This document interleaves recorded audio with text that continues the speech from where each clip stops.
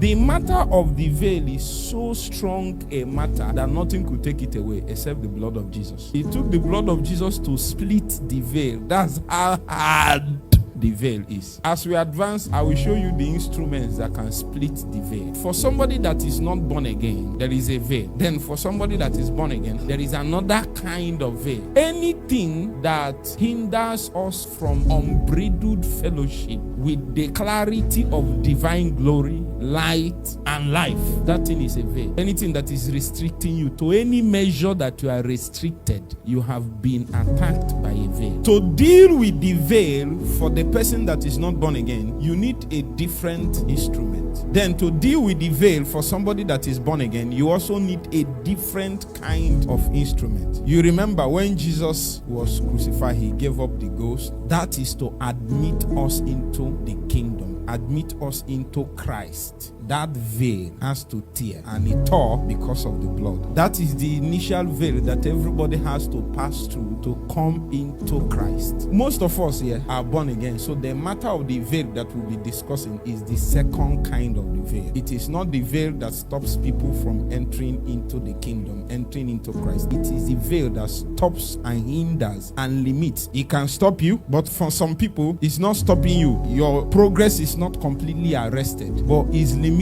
your progress. When a believer comes to Christ, you are supposed to be built up to maturity, to the fullness of the stature of Christ. Ephesians chapter 4. But you notice that just like some of our traditional churches, if you remember your church, you remember that when they built it, sometimes they will start when you are small. By the time you are 30 years, they are still building it. They used to call it those days 1 year, 1 block.